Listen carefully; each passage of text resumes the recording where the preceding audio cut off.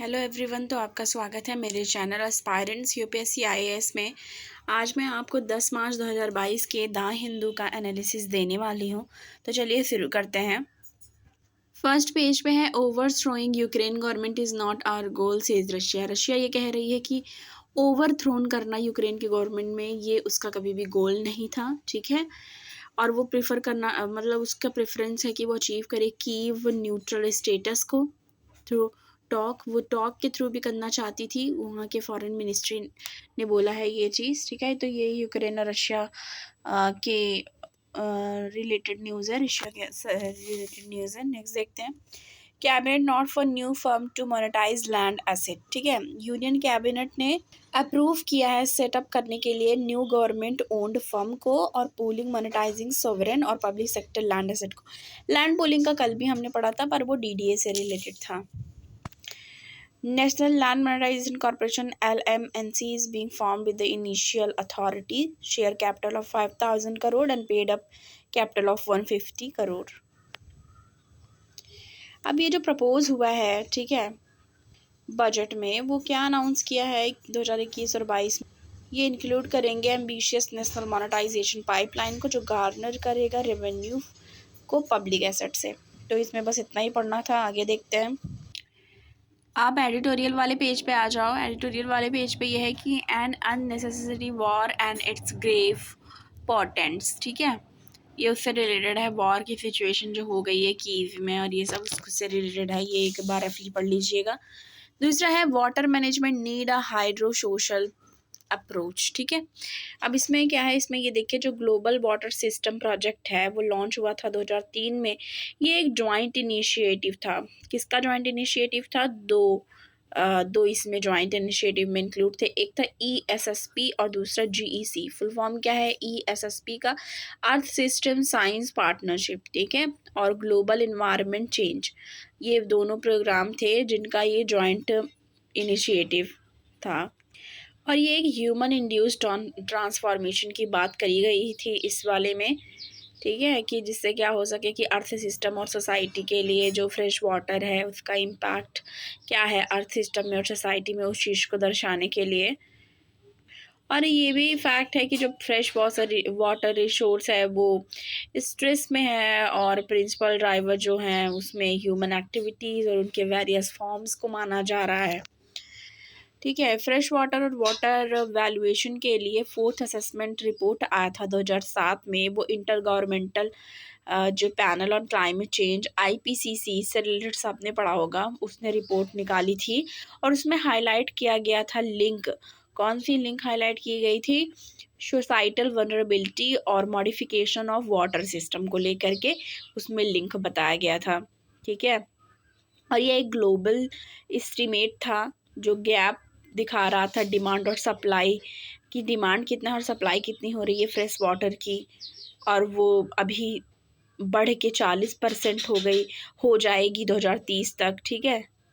और अगर जो ये प्रेजेंट प्रैक्टिस है वो अगर ऐसे ही कंटिन्यू रहा तो आगे चल के 40% ये रीच कर जाएगी 2030 तक।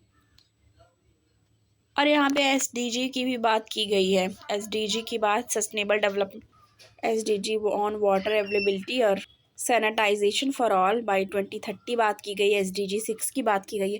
तो ये आप पढ़ लीजिए, ये बहुत इंपॉर्टेंट है, पूछ सकता है, ठीक है। आगे देखते हैं। कल भी हमने चाइना से रिलेटेड LAC के स्टैंड को पढ़ा था। आज फिर से ये न्यूज में है कि China look for acceptable solution on LAC। China एक ऐसे एक्सेप्टेबल सोल्यूशन की तरफ देख रही है कि जिससे उसकी भी जो वो चाहता है वो भी हो सके, और एक मतलब एक मध्यम मार्ग निकल सके, ठीक है।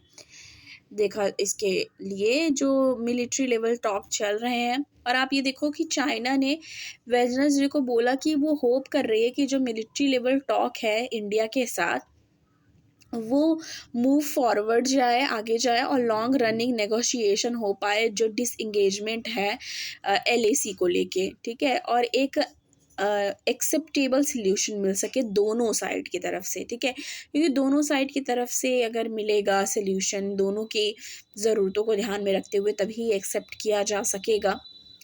और ये जो टॉक है इस वीक में वो 15th राउंड है अभी तक हुए हैं, वो 15th राउंड का ये टॉक है जो डिसंगेजमेंट सिंस कब से चला जा रहा है, जो क्राइसिस हुई हैं 2020 से।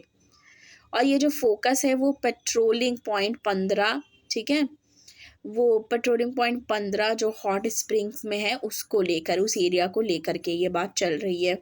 और जो डिसंगेजमेंट है वो जो अभी तक वो नॉर्थ और south bank of Pangong lake, Galwan and Gogra, ठीक है, वहाँ के एरियाज़ की बात है। चलते हैं नेक्स्ट पे।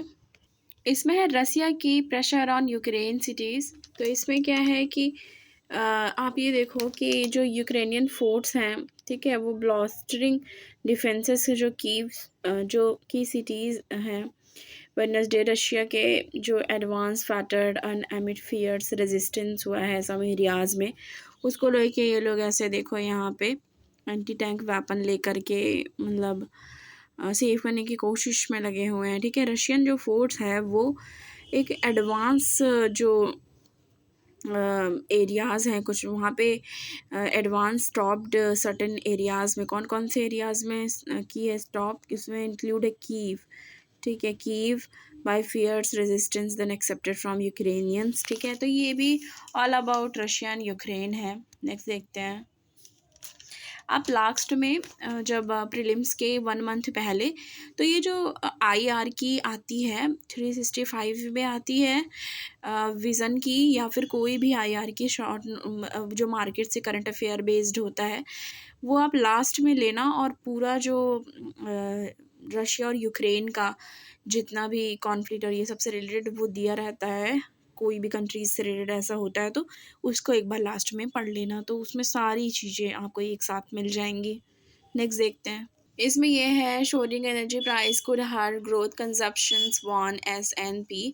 तो ये है कि अगर बहुत ज़्यादा प्राइसेस जो हैं वो बढ़ जाएंगे एनर्जी की, तो वो ये ग्रोथ और कंजप्शन को हर्ट कर सकती हैं, ठीक है। और ये जो प्राइजेज़ हैं वो सर्ज करे हैं, किस वजह से, रशिया यूक्रेन के कॉन्फ्लिक्ट की वजह से वो ट्रिगर कर रहे हैं टर्म ऑफ ट्रेड को, ठीक है। और एक टाइप का शॉक है जो नेट एनर्जी इंपोर्टर्स के लिए है, जैसे कि इंडिया के लिए, कि एक हिट जो एक ही हिट करंट अकाउंट बैलेंस को बहुत ज़्यादा हिट किया है और डोमेस्टिक कंजप्शन और इन्वेस्टमेंट को भी।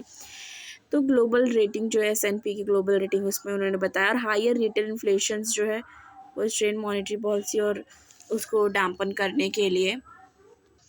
और ये वाला न्यूज़ है जिसमें ये है कि जो अंटार्कटिक पे एक जो शिप थी वो डिस्कवर की गई है coast of Antarctic after a century, ठीक है, एक सेंचुरी के बाद, जो कि श्रिंक कर गई थी, डूब गई थी, ठीक है, वो एंड्योरेंस शिप, तो वो पाई गई है, उससे रिलेटेड है, साइंटिस्ट ने फाउंड करा है polar explorer Ernest Shackleton ship Endurance को, ठीक है। तो बस ये आज के लिए इतना ही। चैनल को लाइक करें, सब्सक्राइब करें और ज़्यादा से ज़्यादा शेयर करें। Thank you.